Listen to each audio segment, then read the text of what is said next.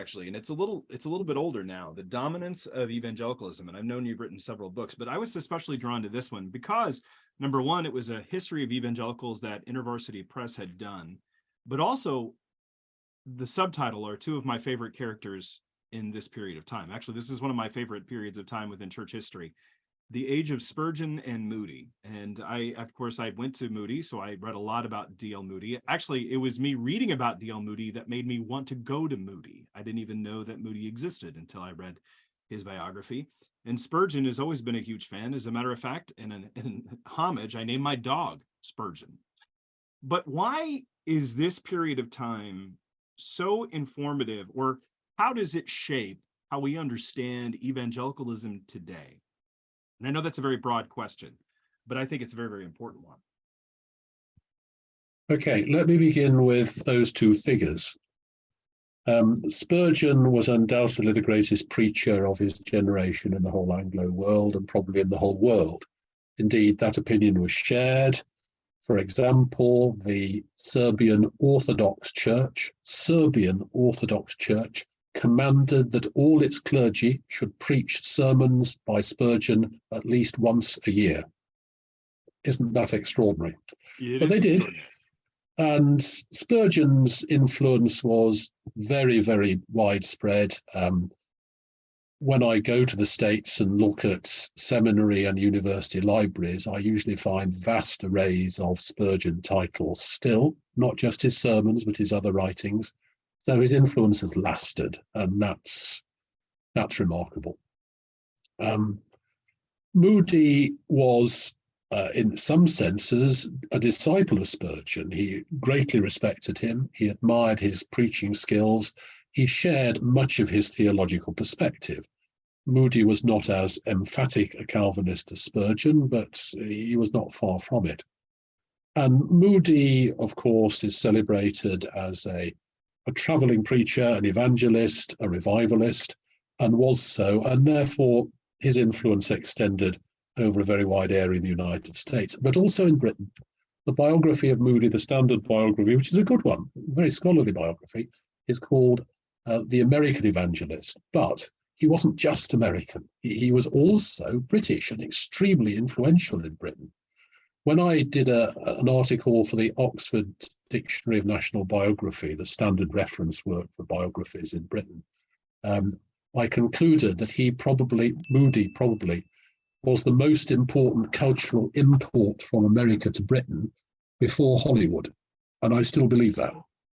So Moody also has a very wide influence, and those two figures did an enormous lot to shape the evangelicalism that followed.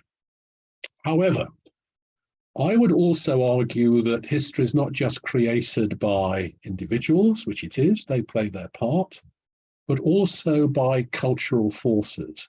And I think the cultural forces that came into play in the West during the 19th century, and especially in the second half of the 19th century, helped determine how religion developed in the 20th century, and in some measure still develops in the 21st.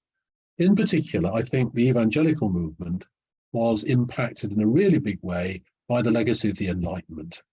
Now, traditionally, it's been held that the Enlightenment was a secular and in some ways secularizing movement and hostile to religion in general and to biblical faith in particular. I do not share that view. It is true that there were some Enlightenment figures, especially in the 18th century, especially in France, Voltaire, for example, who was very critical of revealed religion. But in the 18th century and still in the 19th century, a large number of evangelicals shared most of the intellectual premises of the Enlightenment about the way in which investigation is the key to acquiring knowledge, the way in which one can look to the future for advances in human skills, and many other assumptions were shared between more secular thinkers and evangelical Christians, which is partly why the evangelical movement grew so rapidly in the early 19th century. And those assumptions were still very widespread in the later 19th century. For example, Most evangelical Christians in the late 19th century were post-millennialists. They believed, yes, there would be a millennium in the future, but they believed that history was gradually moving towards the millennium, so things were getting better. That was because the gospel was spreading in the Anglo world, but beyond it through the missionary movement too. And in the wake of the spread of the gospel, things were getting better in every sphere. One of my favourite articles is from the General Baptist magazine in England from 1854, which said that in the future, by the year 2016, actually, there will be huge progress. And by that date, there will be an end not just to war, but also to taxes. That has not happened, but that was the confident belief.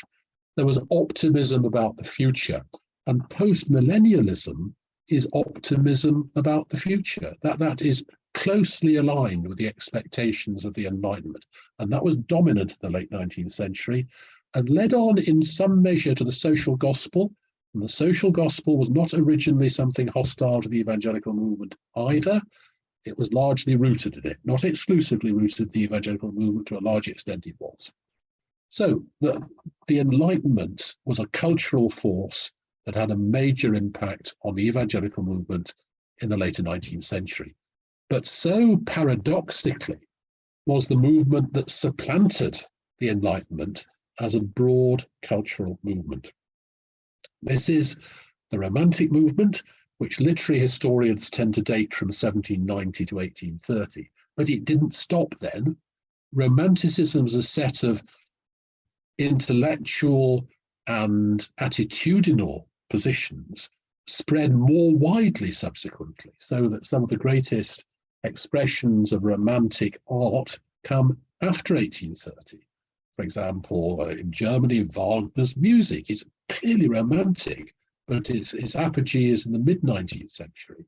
And to take just one literary instance, the novels of Walter Scott were written in the early 19th century, and they are very romantic in tone, but they became much more popular in the late 19th century. So what you see in the late 19th century is a spread to a wider public of attitudes which were confined to an intellectual elite in the early 19th century, which are romantic in tone. So there is an expectation of heroes being great figures. Thomas Carlyle, the greatest English language prose writer, wrote an essay on heroes and heroism. The heroic is a very major theme in romantic discourse, and that's entered into evangelicalism. There's also a sense in which the past should be valued much more highly about romantics. That's evident in Sir Walter Scott's novels. He set them habitually in the past, Ivanhoe, for example, in the Middle Ages. So that increasingly evangelicals in the late 19th century live in a world which is conditioned by romantic attitudes, and those romantic attitudes lead them to think that it's likely that heroes are important, and their greatest hero is Jesus Christ, and they tend therefore to think in terms of a dramatic end to the future when Jesus Christ will come. And premillennialism is associated with that expectation of the heroic breaking in of Jesus into the history of humanity at the second coming. And also there is a sense in which the looking to the past conditions evangelicals in the late 19th century, and they tend to think that things are not getting better as their post-millennial contemporaries supposed, but are getting worse. The church is losing its fervour, the church is going into decay, and therefore only the second coming will actually put things back on course. So it's the late 19th century when there is a very widespread growth in the movement called premillennialism, and increasingly especially dispensationalism, which clearly led on to a very great deal of what happened in 20th century evangelicalism when these beliefs spread even more widely, not least through the Schofield Bible. So culture through the Enlightenment and through Romanticism, which comes behind it and gradually attracts more and more people to its assumptions, are both at work deeply shaping evangelical religion. And that's partly what that book you just waved around. I, of course, have the British version here. This tries to analyse what happened to the evangelical movement, in part in relation to those cultural movements.